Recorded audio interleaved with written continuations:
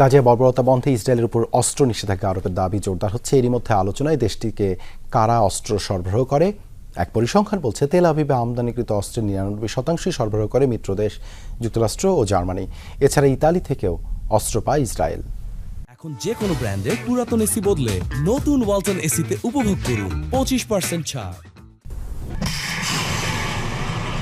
সামরিক শক্তিতে বিশ্বের অন্যতম শক্তিশালী দেশ ইসরায়েল নিজেরাই তৈরি করে বহু অত্যাধুনিক সমরাস্ত্র। এরপরও চাহিদা মেটাতে বিপুল অস্ত্র আমদানি করে তারা। The Stockholm international piece research ইনস্টিটিউটের তথ্যমতে বিশ্বের 15তম অস্ত্র আমদানিকারক ইসরায়েল।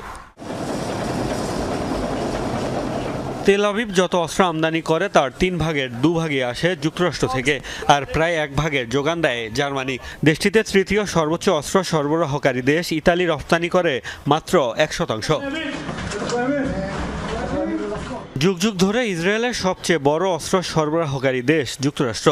গাজায় আগ্রাসন শুরুর পরও তারা তেল আবিবকে বিপুল অস্ত্র দিয়েছে। 2023 সালের 7 অক্টোবরের পর ইসরায়েলে 90,000 টনের বেশি সমরাস্ত্র পাঠিয়েছে মার্কিন প্রশাসন। রফতানির পাশাপাশি তাদের বিপুল পরিমাণ সামরিক সহায়তা দেয় ওয়াশিংটন।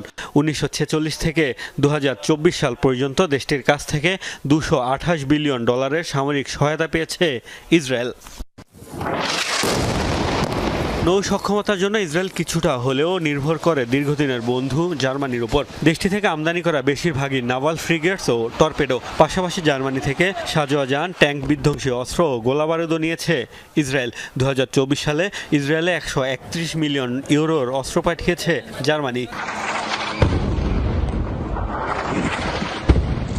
সংঘাতে জড়িত কোনো দেশে অস্ত্র রফতানি ইতালির আইনে নিষিদ্ধ। তবে দেশটির একটি গণমাধ্যমের দাবি, গাজায় আগ্রাসনের পরও বন্ধ হয়নি ইসরায়েলে ইতালির অস্ত্র রফতানি। 2024 সালে তেল আবিবের কাছে 5.2 মিলিয়ন ইউরোর অস্ত্র বিক্রি করেছে রোম।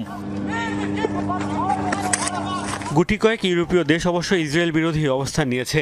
এর মধ্যে কেউ সরবরাহ বন্ধ করেছে, আবার কেউ স্থগিত রেখেছে ইসরায়েলে অস্ত্র রফতানির লাইসেন্স। এদিকে ব্রিটিশ সংবাদ মাধ্যম গার্ডিয়ানের এক প্রতিবেদনে দাবি করা হয়, নিষেধাজ্ঞা সত্ত্বেও ইসরায়েলে বিপুল সামরিক সরঞ্জাম গেছে যুক্তরাজ্য থেকে। মোস্তফা মাহমুদ, যমুনা নিউজ।